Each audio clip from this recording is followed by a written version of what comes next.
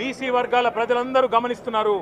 42% reservation ఇచ్చి 42% reservation ఇస్తాం అని కామారెడ్డి డిక్లరేషన్లో చెప్పి మోసం చేసి ఈరోజు స్థానిక సంస్థల ఎన్నికలకు మరి రిజర్వేషన్ ఇవ్వకుండానే పోతున్న వైనాన్ని కూడా బీసీలు గమనిస్తూ ఉన్నారు. రైతు బంధు పేరిట ఎలక్షన్ బంధుగా మార్చి ఎలక్షన్లు వచ్చినప్పుడు మాత్రమే రైతు బంధు వేస్తున్న విషయాన్ని రైతులు గమనిస్తున్నారు. నెలకు 2500 ఎగ్గొట్టిన విషయాన్ని ఈ రాష్ట్రంలోని మహిళలు గమనిస్తూ ఉన్నారు. 2 లక్షల ఉద్యోగాలని చెప్పి నువ్వు చేసిన మోసాన్ని ఈరోజు రాష్ట్రంలోని యువత గమనించింది. కాబట్టే నీ దగ్గర చెప్పుకోవడానికి సమాధానం లేదు, చెప్పుకునేందుకు ఏమీ లేదు.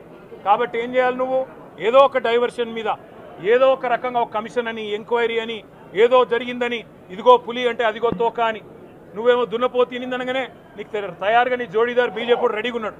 నువ్వు దున్నపోతు తినిందనగానే వాడు దుడ్డని కట్టేయని వాడికి వస్తాడు. మీ ఇద్దరి దొంగ భాగవతం, మీ ఇద్దరి దొంగ నాటకాలు తెలంగాణ ప్రజలకు అర్థమైనాయి. మేము మాత్రం వాళ్ళ పెడితే గిడితే ఒక వ్యక్తినో ఇద్దరు వ్యక్తులను జైల్లో పెడతావు, కానీ లక్షలాది మంది కేసీఆర్ సైనికులను టచ్ చేసే ధైర్యం నీకు లేదు.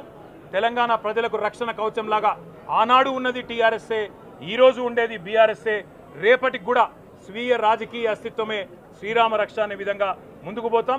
నువ్వు ఒక్కసారి కాదు 100 సార్లు పిలిచినా వస్తా, 100 సార్లు నిజమే చెప్తా. నువ్వు లై డిటెక్టర్ పరీక్షకు నీకు దమ్ముంటే నువ్వు మగాడివైతే రా, రాష్ట్ర ప్రజలందరూ చూస్తుండగా లై డిటెక్టర్ కూడా రెడీ.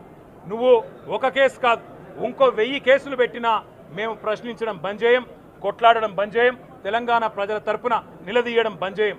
నువ్వు వేధింపులతో కేసులతో ఏదో సాధిస్తాననుకుంటే నువ్వు సాధించేదేమీ లేదు. అన్నిటికీ తెగించే కొట్లాటకు ముందుకు వచ్చినాం, తప్పకుండా అన్ని ఎదుర్కొంటామని చెప్పి మీ అందరికి తెలియజేస్తూ థ్యాంక్ యూ.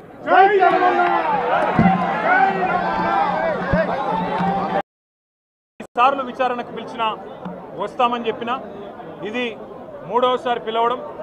3 సార్లు కాదు 30 సార్లు పిలిచినా విచారణకు సహకరిస్తాం.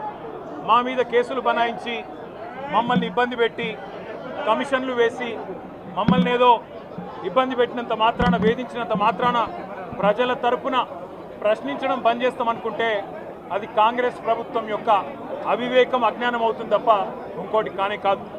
పెద్దలు కేసీఆర్ గారిని, పెద్దలు హరీష్ రావు గారు